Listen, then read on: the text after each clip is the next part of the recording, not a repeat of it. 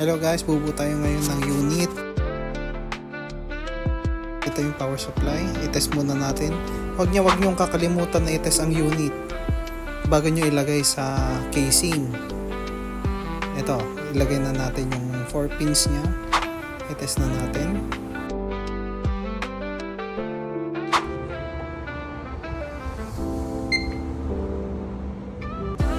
Okay, may boot na siya. Kita nyo naman yung specs guys. Nakapasok na siya sa BIOS.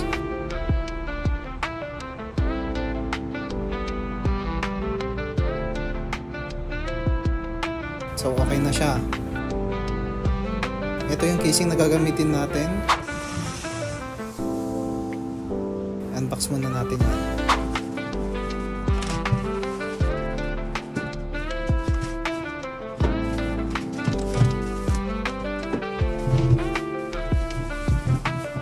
Ganyan ang itsura ng casing guys.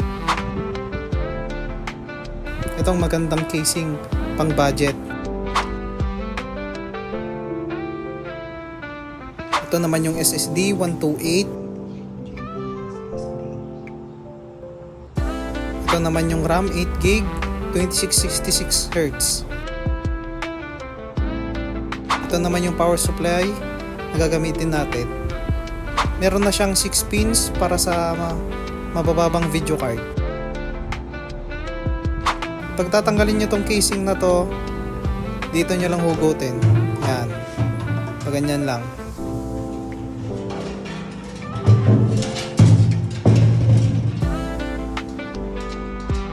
Ito yung LED nya.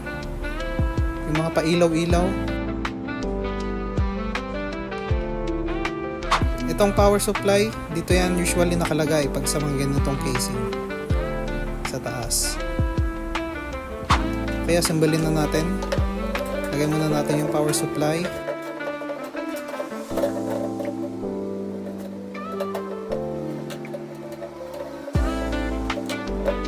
Budget build kasi si customer kaya ganitong casing lang lalagay natin.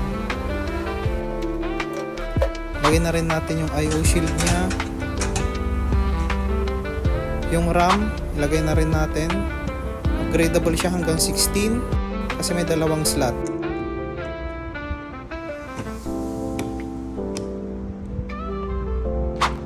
Lagay lang natin yung board.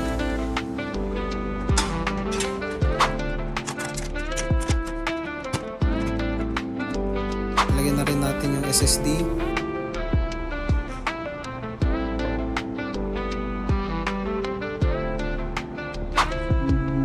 Double check natin yung 4 pins.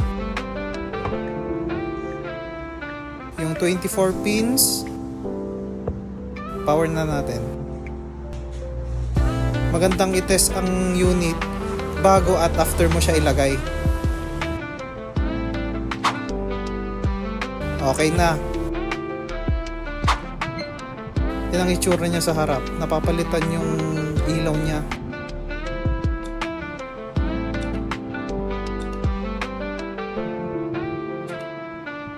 So, i-format muna natin siya Windows 10 Pro. Kasi mas madaling gamitin Yung sa likod naman, ang fan nito 80mm na fan sa likod.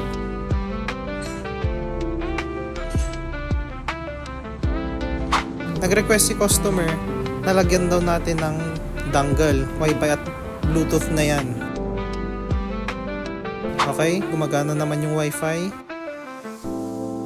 Gumagana rin yung Bluetooth nya. Ayan.